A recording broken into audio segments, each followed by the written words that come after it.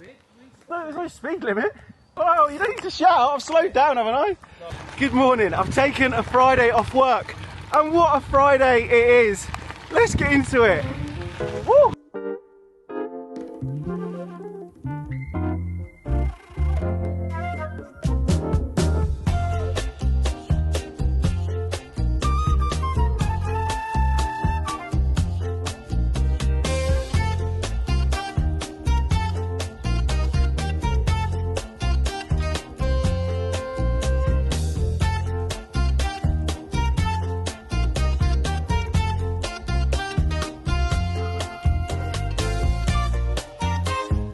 Last week I received a message saying this: you're great at adventures, you're great at coffee and cake, but when are you going to tell us about your bike equipment and all the stuff you use for these trips? First of all, thank you for your message, Paul. I think what you're referring to is a review video. I've always been with the opinion of cycling content is split into 3 groups. First of all, you've got the storyteller. We're going here today, we're going to do this, and this is why we're doing it. It's usually got a beginning, a middle and an end. There's no speed limit. No, but pedestrians have got right. Oh, you don't need to shout. I've slowed down, haven't I? No, you went flying through there. I love bicycling, mate. I'm only doing like a couple of miles an hour. If the dog stepped out, we'll try to stop them, but you would have been right over the top of them, mate. No, I wouldn't hit them, never. YouTube at all? Yeah, I'd done the clip and I'd fall out. On YouTube. I'm Ben. I'd fall out. This is why I always stop and talk. But you just went quick through the middle there. No, so like what I did there quick. is I slowed down, and then what he did is he went from the middle to the side. But my dog was off the leash and I was trying to make her sit and she hadn't quite sat. Do you know what? Things in her own time. Do you know what gets me? So there's a woman up there, for instance, she's got headphones on, she's got a dog on a walking lead, so she's crossing the path. So I say, bike up. Yeah. I haven't got a bell, but I say, bike up, and then she can't hear me. You know how we've got to be in control of our bikes. I would say that you've got to be in control of the dog as well, and if it's not on the lead. And we had a big conversation about it at the beginning, because I had a massive conversation with my old man saying, it's not the weekend, there won't be so many bikes. And I said, yeah, but the cyclists have to give way to the bikes as well. If you're going to ride past and someone can't get hold of their dog, then in my opinion, they shouldn't be off the lead, because there's not enough space. Dogs need freedom to I know, walk but and run and that. But so do my legs, and so do your legs. But you just have to accept you have to slow down, that's all. Oh. So I saw you do the coastal route down past To the big upon side. Tweed and all that, down around the coast and all that. I've seen you do a few different adventures on that. No, I live and I recognised you. I thought I recognised that fella. I'm sure I did. Enjoy yourself. Yeah, you too. Bye bye, mate. Right. Cheers. As we were talking there, a gentleman and a subscriber has called me out and said that I was going a little bit fast on this multi-use track, which is part of the cycle network in the northeast of England. This bridle path runs a very, very long way. I've been on it now for 20 miles, and I'm not going to stop and talk to every dog walker that shouts at me. But if I feel like I've been safe, I've pulled over, I've gave them enough warning, I always feel like educating them and just having a conversation sometimes can help, maybe for the next cyclist that goes past them. But what I'm finding more and more these days, is that you've got dog walkers on long leads or dogs that aren't on leads, and then the owner's on the phone, whether that be on social media or having a telephone conversation. And whether I shout bike up or bike on your left or even ring a bell, they can't hear you anyway. Just before I bumped into that gentleman there was a lady with headphones on, walking her dog off the lead, and it didn't matter how much I said bike up or bike on your left, and as I went past her slowly, she jumped.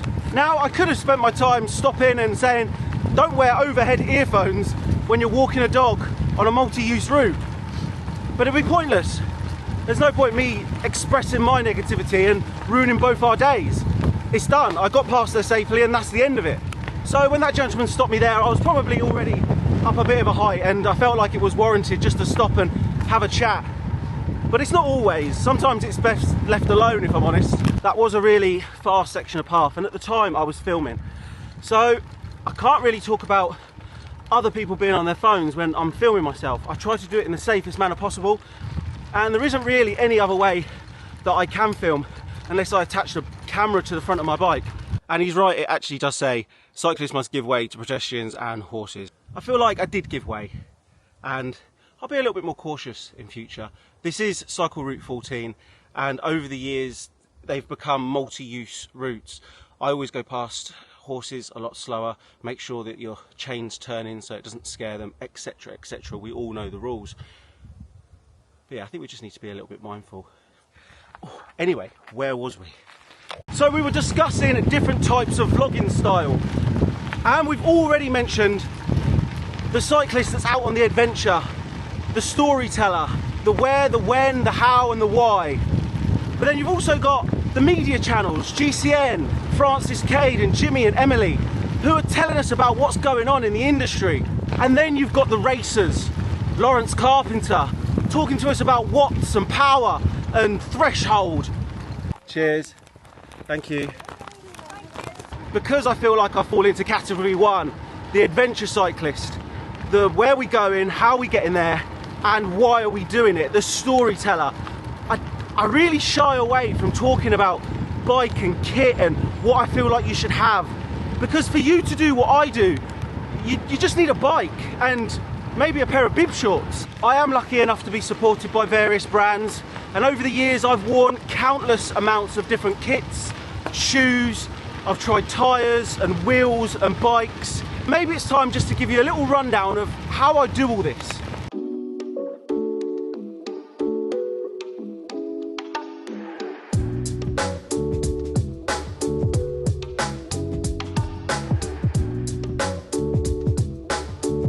As you can imagine, as the channel's grown, I've been offered more and more stuff as the years have gone on.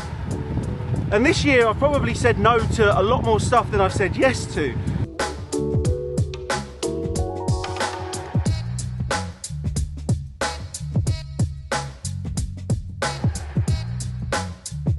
A magazine messaged me a few weeks ago saying, if you could ride any bike, if you weren't supported by Trek, what would it be? I felt like I've been pushed into a bit of a corner. I felt like it was a trick question. But I thought, why can't I answer that? Yes, I'm supported by Trek, but there's nothing wrong with having a love for other brands and other bikes. So I thought, regardless of whether it gets posted, it gets written somewhere, the only thing I can do is answer honestly. If I wasn't riding a Trek, it'd be a standard, a pink one, because I love bikes with personality, and I always thought that those bikes have got personality. Another question I get a lot, if you could change anything about your Trek road bikes, what would it be? Now, I can tell you what it would be. I'd love them to be one by. I am not mechanically minded, and Team Cycles have done a great job over the last 3 years of helping me build bikes, dismantle bikes and rebuild them again. Nick Vieri of Backyard Bike Shop here in Newcastle upon Tyne, he builds a lot of one bys and they're beautiful. Another common question is, what tyres do you use for gravel bend? Tyre choice depends on surface or what you're doing and where you're going. Today I'm using the Vittoria Turano Zero. These actually came from Graham, who you would have seen in previous vlogs. He bought them, something happened, I bought them off of him so he didn't have to send them back. They look good, they're very, very fast running, but they don't have a lot of grip on them. So I suppose it depends on what your bike handling skills are like. But it's super dry at the moment and my bike handling skills are quite good. I know what I'm capable of and I can chuck this into most corners. These are 40s, and as you can see, zero grip in the middle, very little on the edge. I've run these for around about 2 weeks now and I really enjoy them. I am running these tubeless. I don't have a spare tube on me, I just have plugs, and I am in the tubeless corner now. It took a few years, but I've been converted. The amount of times I've taken a tyre off and noticed that I have actually got a couple of small holes that have sealed themselves. Bike packing trips where you're going into the unknown, I always go for something as big as possible, a 45, very, very slick and hopefully thick as well. The Gravel King slicks are very, very good for bike packing because you never know what you're going to come up against. I'd much rather a big, thick, heavy tyre than something that's going to puncture easily and I have to keep stopping and putting plugs in or tubes in. And when you're bike packing, weight doesn't matter anyway. The next common question asked is gravel shoes. Ben, what gravel shoes do you use or recommend? This year I partnered up with a distributor, Extra UK. Yeah. And I stopped wearing Quocs and I moved over to Physique. And I've had a fantastic time with Physique, but it all depends on the shape of your foot. Great thing that I loved about the Quocs was when they got wet on a bike packing trip, you could leave them out for Half an hour and they dried out fully. Sizing on the quocks came up very, very small. I'm an 8.5 gallon on a 9. I purchased their 9 and it was still a little bit too tight.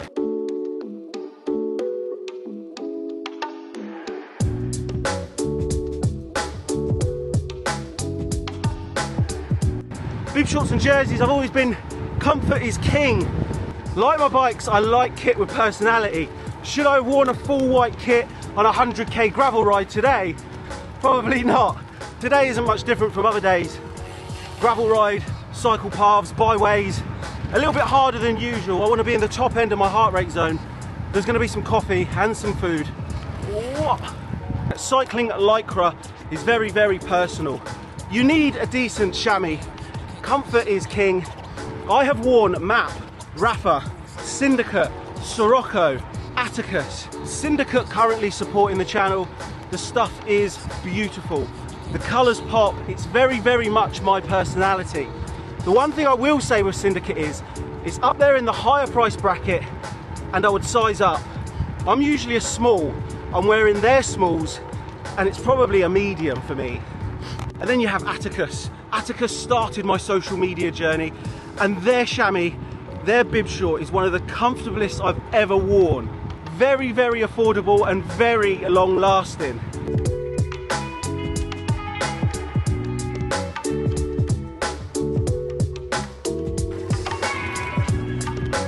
Everybody's here. I'm alright, mate. I'm scared of getting anything that's white. Thank you, mate. Because I'm never clean. Look though, this is like in half an hour. Imagine you. Hello. You alright? Yeah? I want eye connection with you. I don't care about the viewers. About half an hour ago, I was talking about one by on road bikes. Yeah. Right? Why are brands like Trek not doing one by on road bikes? Well, I believe the cycling industry plans stuff like 3 or 4 years in advance. They don't just do things instantly. So to change a ship like that takes time. Also, now that SRAM's got this new Explore range, which is you don't have the jumps anymore. So you can't run one by without any of the downsides people had in the past. Because you've got your top speed, you've got your climbing, but you also have the exact same cassette jumps as a 11-speed Ultegra 1130 cassette up for the first 10 cogs. So when do you think big brands are going to do it?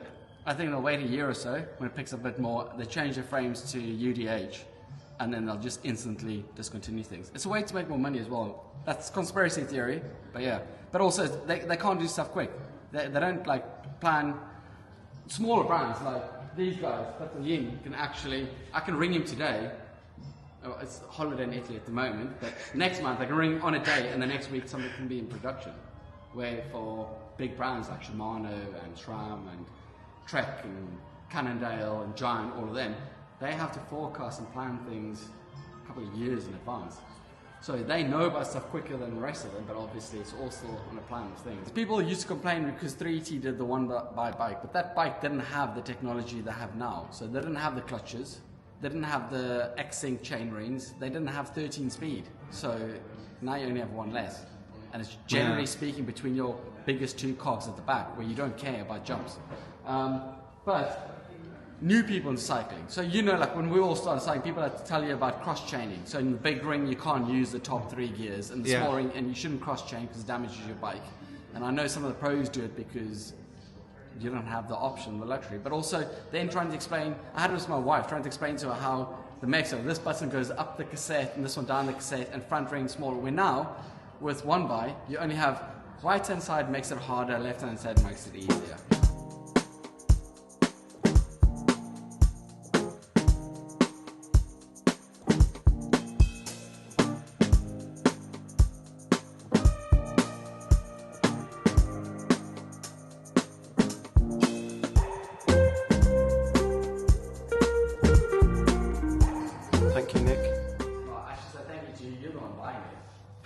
It's actually really, really comfortable.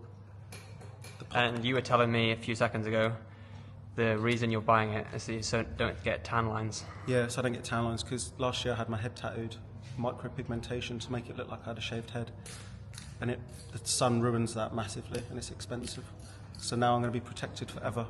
Another good thing for that is you don't get flies in your helmet. Nick's dying to talk behind you. What do you want to say, Nick?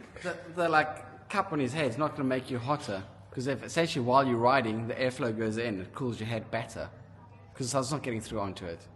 I'm sure that It's called the vent. holes in it, mate. I'm going to be hotter with less holes. I'm sorry. It's called the Venturi effect. So they designed the helmet. Spock actually started back in the day, and the air goes in, and the way it flows, it makes you more aerodynamic, but also it will cool your head down. Yeah. There's a thing back in the day where this would have been in 2014 or so, they brought out a helmet that actually with the helmet on your head's colder than without the helmet on, is what they were claiming. It's got to do with how it pushes the airflow while riding. Yes, if you're standing still, not moving, it's a different thing. So if you rode slow like me, yes, your head would be warmer, but like you lads are keen, you ride fast, so. What are we doing next week? Can we talk about that on your video? He's conned me into doing the Land Between Ultra. So I've had less than 3 weeks to get ready to do 520k, 7,000 meters of elevation. The furthest I've ever ridden on a gravel bike is 160 something k. So what period of time? one go, mate. 500k. I've got 2 days to finish it, but yeah, he reckons we're not sleeping, so I've got money saved up for hotel just in case. You'll have to check in on my channel to see this video. I'm going to be riding 560k with this in Nick's face.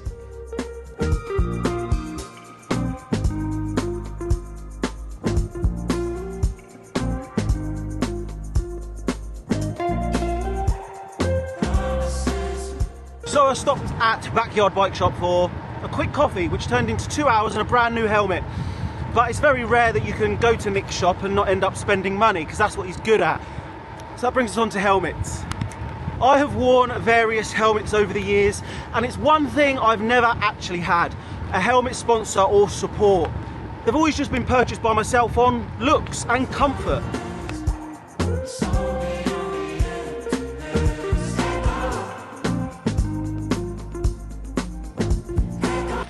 The POC Ventral Air, the helmet that I was wearing in the beginning of this video that's down here now, that was one of the most expensive helmets at the time. Around about 2.5 years ago I purchased it. I had a lot of trips coming up and I wanted something to save my life. I didn't want to go for a cheap helmet, but I didn't want to go for something super expensive. And that was sort of a mid-range helmet at the time, around about £270. This one, exactly the same, around about £270. When I returned to cycling around about 6 years ago, I got a lot of my kit from Decathlon. At the time it was a good price point and the quality was there. The great thing about Decathlon also was that you could try the products on. It's a big thing when you're getting into cycling to be comfortable, as we've mentioned already today. So helmet, shoes and bib tights or bib shorts, they're the things that you really need. And if those things are comfortable, you're going to be able to go that little bit longer. Once you get a good understanding of the sizing that you are, then you can start buying sort of blind from the internet. And obviously if it doesn't fit, you can always send it back. 6 years ago I wouldn't spend £270 on a helmet, and I wouldn't spend £270 on a set of bib shorts. But for me, this is my life and it's my job. I wouldn't want to encourage anyone to spend money they haven't got on something that they might not love. I would say build yourself up. Spend a little bit of money, understand what works for you. People say cycling is expensive, and it can be as expensive as you want it to be. But there's great places like Gumtree and Vinted where you can pick up reasonably good deals. I love cycling and I'm proud to be part of the community. I'm proud of what this channel's achieved and I'm proud of the following that it's grown. But I'd never push product or the things that I use on anyone else. I generally want people to love cycling and get out there and explore. Keeps your mind clear and it's healthy. This is the exact reason I don't talk about product too much, and the sponsors and the brands that I work with, they know that. Some coffee, some cake, a bit of fun with Josh and Nick, and I'm around about 50 miles into this one, so a really good day up to now.